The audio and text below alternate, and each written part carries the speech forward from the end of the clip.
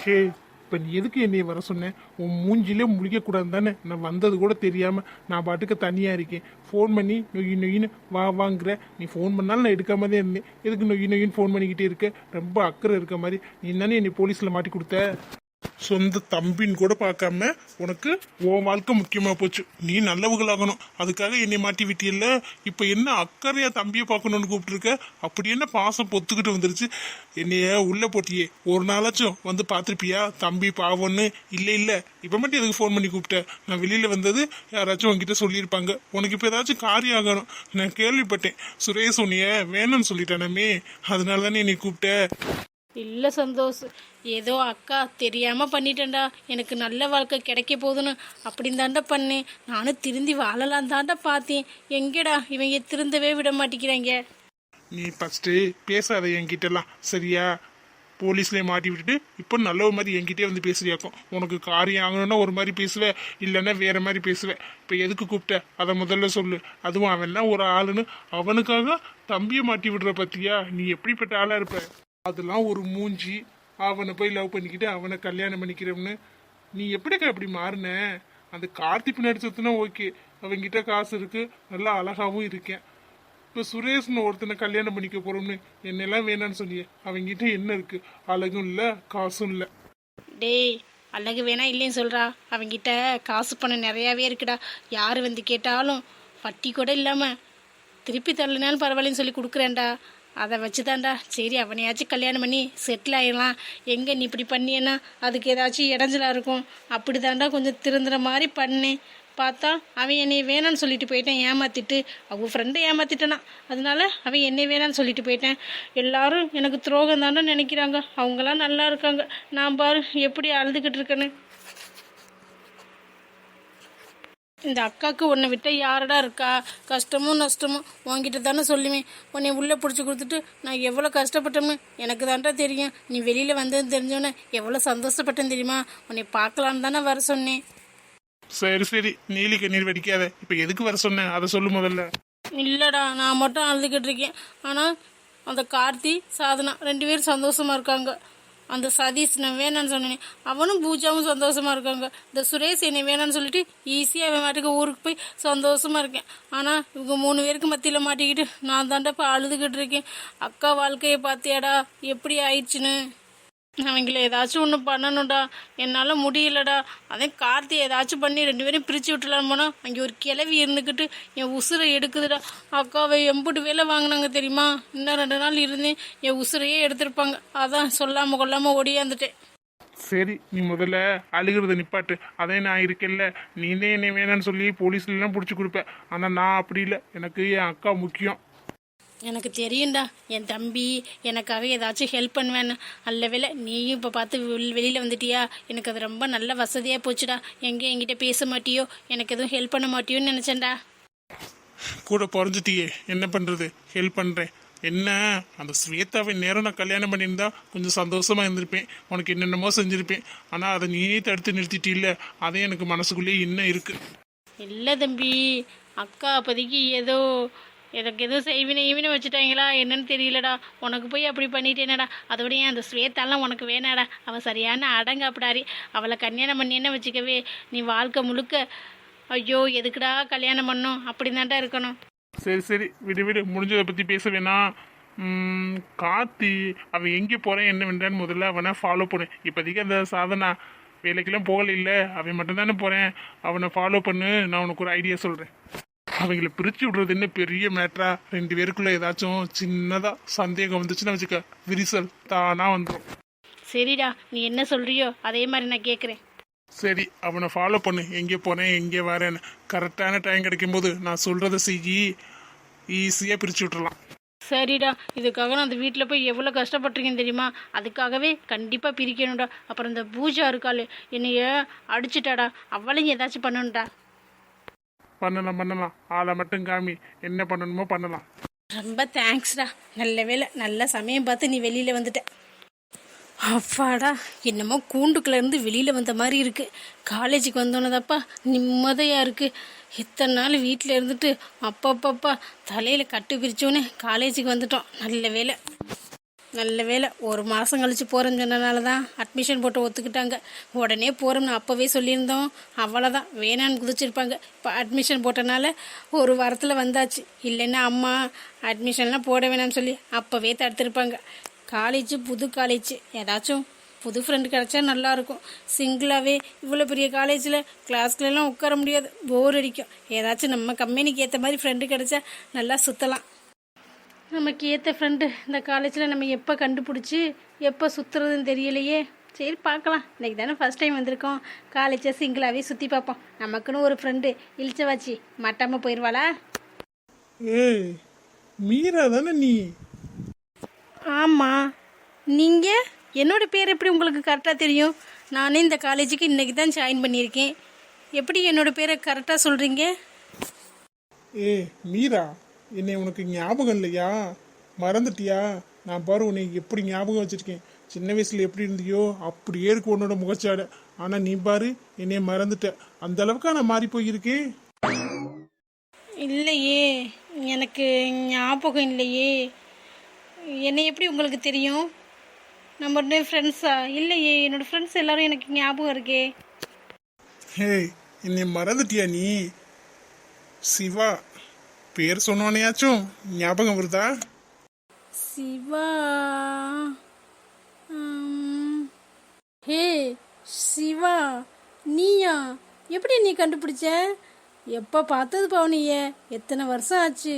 என்கிட்ட போறேன்னு கூட சொல்லாமல் நீங்கள் வாட்டுக்கு ட்ரான்ஸ்ஃபர் வாங்கிட்டு போயிட்டீங்க.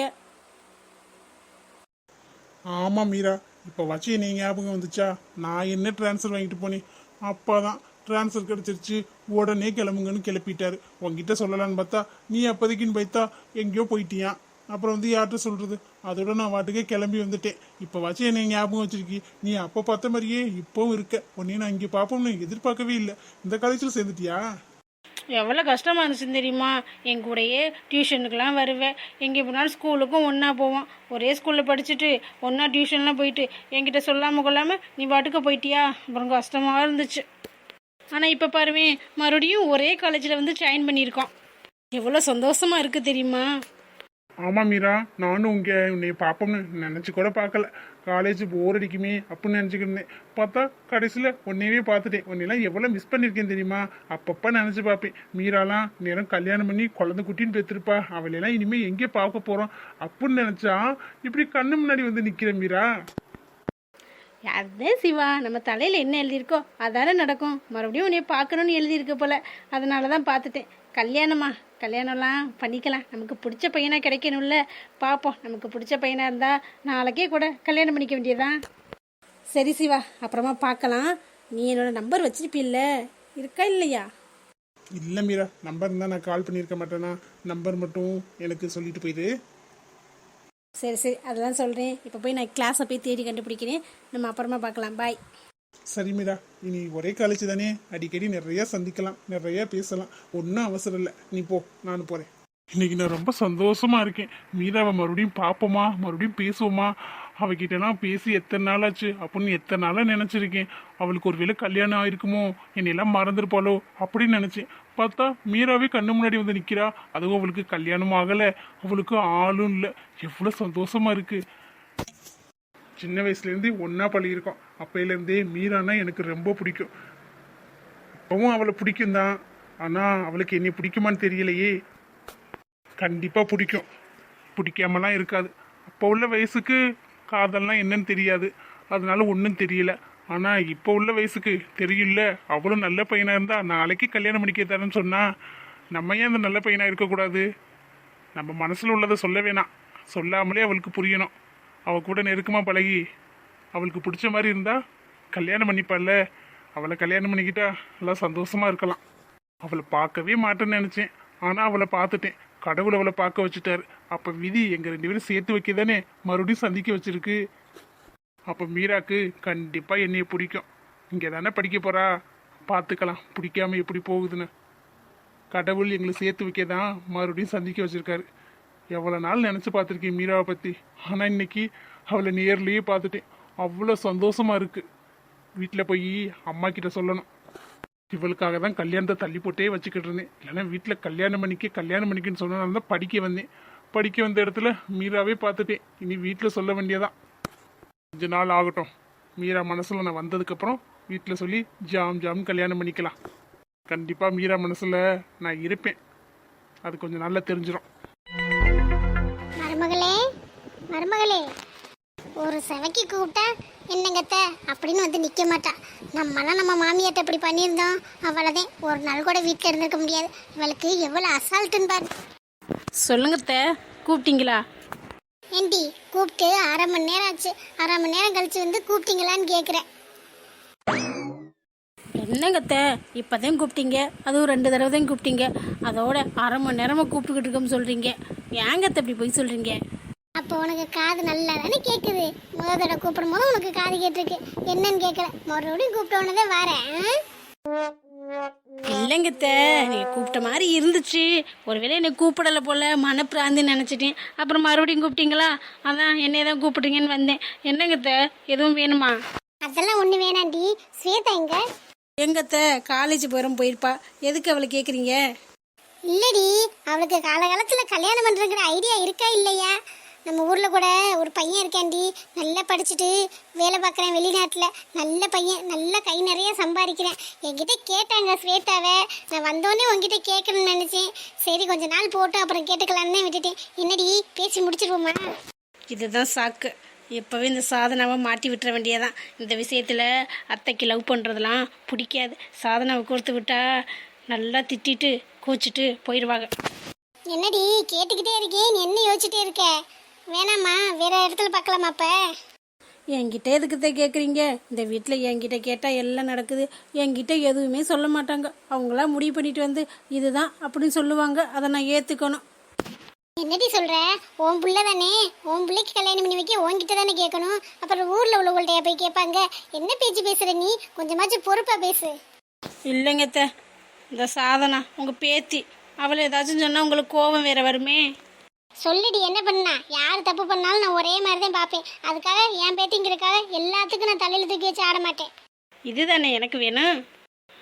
அவதே சாதனாதே ஒரு பையன் பிடிச்சிருக்குன்னு வந்தா ஸ்வேதா. நான் வேணான்னு சொன்னேன். நல்ல மருமகள் அவளும் அதை தானே சொல்லியிருக்கணும். ஸ்வேதா கூட சப்போர்ட் பண்ணிக்கிட்டு நல்ல பையன் கல்யாணம் பண்ணி வைங்க அப்படி இப்படின்னு சொல்லி எல்லார் மனசையும் மாற்றி இப்போ அந்த பையன் கூட தான் ஸ்வேதா பேசிக்கிட்டு இருக்கா. என்னடி சொல்ற? நிசமாவா சொல்ற? இப்பெல்லாம் அவ பண்ண மாட்டாளேடி. அவளை அப்படி பண்ணா? அவதே, நான் என்ன சும்மாவா சொல்கிறேன்? வேணா நீங்கள் கூப்பிட்டு கேட்டு பாருங்கள். இந்த மாதிரி விஷயத்தில் நான் பொய் சொல்ல மாட்டேத்த. எதாக இருந்தாலும் மூஞ்சிக்கு நேரம் பேசிடுவேன். அவள் நல்லவன் நினச்சிக்கிட்டு இருக்கீங்க. அவளோட குணம் எனக்கு தானே தெரியும். நீங்கள் வேணால் கூப்பிட்டு கேட்டு பாருங்கள். அப்போ தெரியும் நான் உண்மையை சொல்கிறேன்னா பொய் சொல்கிறேன்னு. என் பொண்ணுக்கு எந்த மாதிரி கல்யாணம் பண்ணி பார்க்கணுன்னு எனக்கு ஆசை இருக்காது. எல்லாத்தையும் இப்படி கெடுத்து வச்சுட்டா. அவள் யாரோ ஒரு பையன், ஆனாத பையன் போல், அவனுக்கு கல்யாணம் பண்ணி வைக்கணும்னு குதிச்சுக்கிட்டு திரியிறா. நான் சொன்னாலும் யாரும் கேட்க மாட்டேங்கிறாங்க. நீங்களே கேளுங்க.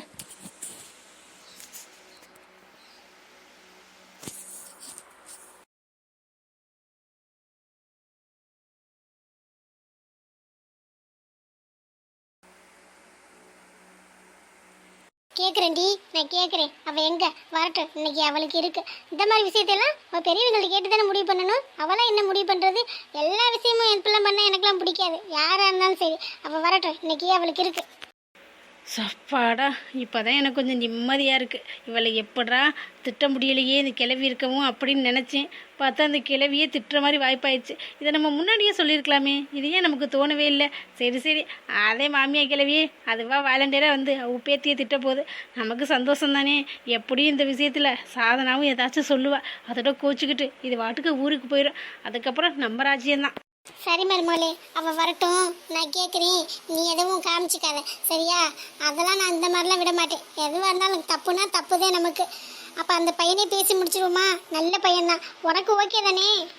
என்னங்கத்தை இப்படி சொல்லிட்டீங்க? நல்ல பையங்கிறிய, வெளிநாட்டில் வேற சம்பாதிக்கிறாங்கிறிய. வீடுலாம் இப்போ நல்ல பெரிய வீடாக தானே இருக்கும். அதெல்லாம் நல்ல பெரிய வீடு தாண்டி. 2 மாடி கட்டி வச்சிருக்கேன்டி. பிக்கல் பிடுங்கலாம் ஒன்றும் இல்லை. மாமியாக்காரி ரொம்ப நல்லவ. அதுவும் நம்ம சொன்னா சரிங்க அப்படின்னு சொல்லி கேட்டுக்குவா. எதுவும் பண்ண மாட்டா. பிள்ளை டார்ச்சரே பண்ண மாட்டா. அக்கா தங்கச்சிலாம் இல்லை, கூட ஒரு பையன். அவனுக்கு தனியாக வீடு கட்டிட்டாங்க. அதனால எதுவும் இல்லை. ஸ்வேதாவை கட்டி கொடுத்தா நல்ல நிம்மதியாக இருப்பா. அப்போ சரிங்கத்த, இவ்வளோ வசதி இருந்தால் அதுவே போதும். என் பொண்ணு சந்தோஷமாக இருப்பாள்ல.